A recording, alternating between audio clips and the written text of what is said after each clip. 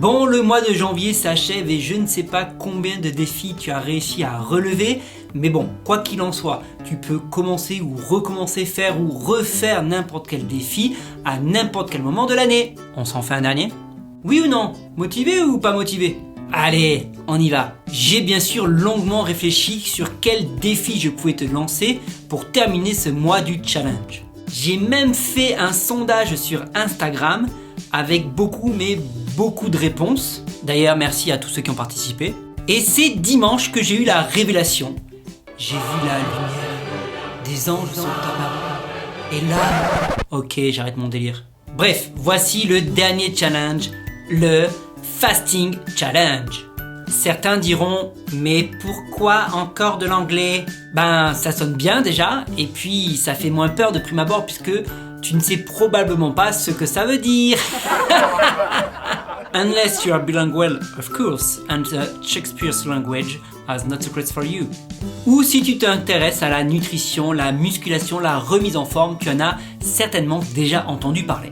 Et donc pour tous les autres, le fasting n'est rien d'autre que le jeûne. Oui, tu as bien entendu, le jeûne. Tu sais, cette action de se priver de nourriture volontairement sur une période plus ou moins longue. Mais ça va pas ou quoi ? Pourquoi tu veux que je fasse un truc pareil ? Tu veux que je meure, c'est ça ? Aujourd'hui, les vertus du jeûne sont largement reconnues dans le milieu sportif, médical, sans compter le domaine spirituel.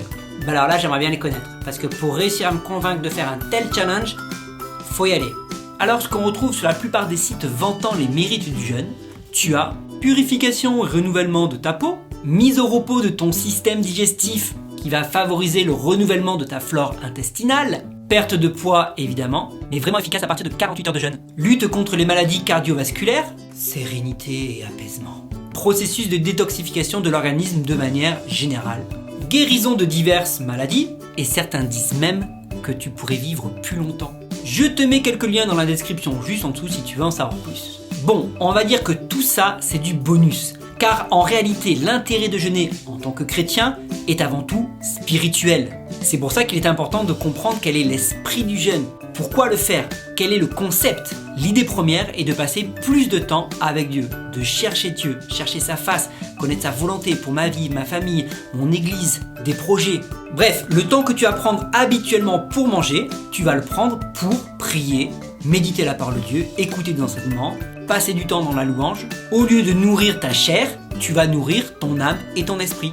C'est un très bon moyen de crucifier sa chair et de lui dire « Ce n'est pas toi qui décides, je n'assouvirai pas tous tes désirs, je ne te suis pas soumis. » C'est tout simplement prendre le contrôle sur tes envies, c'est l'apprentissage de la maîtrise de soi. En quoi est-ce important ? Mais de là découlent beaucoup de choses. Si tu apprends à maîtriser ton ventre, à faire taire la chair pour laisser plus de place au spirituel, de contrôler ce besoin primaire, tu seras alors capable d'en maîtriser d'autres plus facilement. Tu seras moins assujetti à toutes tes passions charnelles. Je pense entre autres à la masturbation avec le NoFap Challenge, ça peut t'aider. Aux achats compulsifs aussi, et que sais-je encore. C'est ce que dit Paul dans une de ses lettres. Je traite durement mon corps et je le discipline, de peur d'être moi-même disqualifié après avoir prêché aux autres. Grâce au jeûne, tu apprends donc à tenir ton corps en bride. Et ça, couplé à la prière, à la méditation de la parole de Dieu, la louange, cela devient une arme très puissante. Tout au long de la Bible, il est question de jeûne. On peut parler de Moïse, d'Élie, d'Esther, dans le livre de Jonas, les disciples, Paul, même Jésus a jeûné. D'ailleurs, Jésus dans l'évangile de Matthieu dira « Mais toi, quand tu jeûnes, remarque bien qu'il n'a pas dit « si tu jeûnes », mais « quand tu jeûnes ». Ce qui montre que le jeûne doit faire partie de notre vie chrétienne de manière plus ou moins régulière. Et pas une option envisageable un jour, peut-être. Alors je le confesse, je ne suis pas un grand adepte du jeûne. Parce que oui, c'est dur, en tout cas pour moi. De base, quand je me lève le matin, en général, j'ai faim. Alors quand je jeûne, c'est pire. Et en plus de ça, quand c'est l'hiver, j'ai froid. Normal, vu que je ne mange pas, j'ai donc moins de calories à brûler. Alors que pour certains, c'est plus facile. Déjà, de base, ils ne déjeunent jamais. Et puis d'autres, ils n'ont jamais faim. Donc sauter un ou plusieurs repas, c'est pas compliqué. Bref, je ne vais pas me chercher des excuses, car c'est peut-être difficile, mais ce n'est pas impossible. Tout se passe dans la tête. C'est une question de volonté et de discipline. Cela fait partie d'ailleurs des conseils pour réussir son jeûne, se préparer mentalement et psychologiquement. Personnellement, quand je sais que je vais jeûner, je me prépare à l'avance et je me conditionne. Et j'en ai vraiment besoin, parce que sinon, le jour J, arrivé à midi, je craque déjà.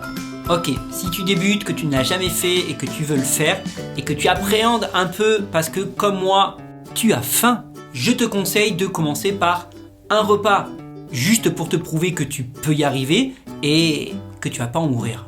Ensuite, tu pourras faire 2 repas, puis une journée complète, et pourquoi pas plus, si tu te sens conduit à faire plus. Attention tout de même, au-delà de 5 jours de jeûne, il est conseillé, recommandé de se faire suivre par un médecin. Sans oublier qu'on ne se prépare pas de la même manière pour un jeûne de plus de 5 jours, comme pour un jeûne d'une journée seulement. Donc avant de te lancer dans un défi de plus de 5 jours, renseigne-toi bien sur le sujet, documente-toi, prépare-toi et fais-toi accompagner. Mais de toute façon, le but n'est pas de faire le jeûne le plus long. Tu ne cherches pas à rentrer dans le livre des records. Non, non, non. Mais tu cherches à passer plus de temps avec Dieu. Au passage, j'en profite pour rappeler ce que le jeûne n'est pas ou les mauvaises raisons pour lesquelles tu pourrais jeûner. Le jeûne n'est pas un bras de fer avec Dieu. Le jeûne n'est pas un chantage que tu peux faire à Dieu. Je ne mange pas tant que tu ne m'as pas exaucé. Ce n'est donc pas un moyen de pression que tu peux exercer sur Dieu. Ce n'est pas non plus une formule magique ou encore un régime pour perdre du poids, même si effectivement tu en perds. Donc ne cherche pas à battre des records ou à impressionner qui que ce soit, et encore moins Dieu. Sinon t'es plus dans l'esprit du jeûne. Je te recommande vivement la lecture de Ésaïe chapitre 58 qui parle justement du jeûne auquel Dieu prend plaisir. Dernier petit conseil, évite de jeûner en période d'examen ou quand tu sais que tu as une grosse semaine chargée au travail, tu risquerais de ne pas être disposé, ton esprit risquerait de ne pas être libre pour se concentrer sur Dieu. Mais attention aussi, si tu ne planifies pas, tu risques de ne jamais le faire. Bon, j'espère que tu as compris que jeûner, se priver de nourriture, avait pour but premier de passer plus de temps à chercher Dieu, à faire taire sa chair et ses désirs.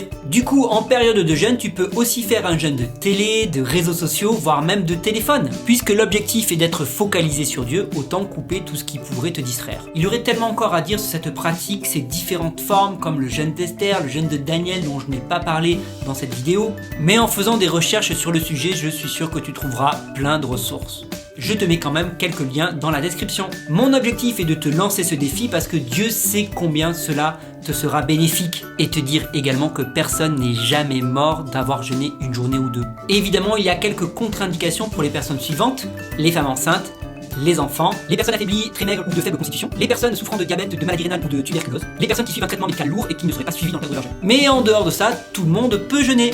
Même toi, et souviens-toi qu'une pratique régulière du jeûne te permet de garder cette arme aiguisée et toujours prête à être utilisée. Comme d'habitude, si tu as des questions, n'hésite pas à me les poser dans les commentaires. Si tu cliques sur le pouce, ça me fera plaisir. Si tu t'abonnes, là c'est le pompon. Et n'oublie pas de cliquer sur la cloche pour être notifié des prochaines vidéos.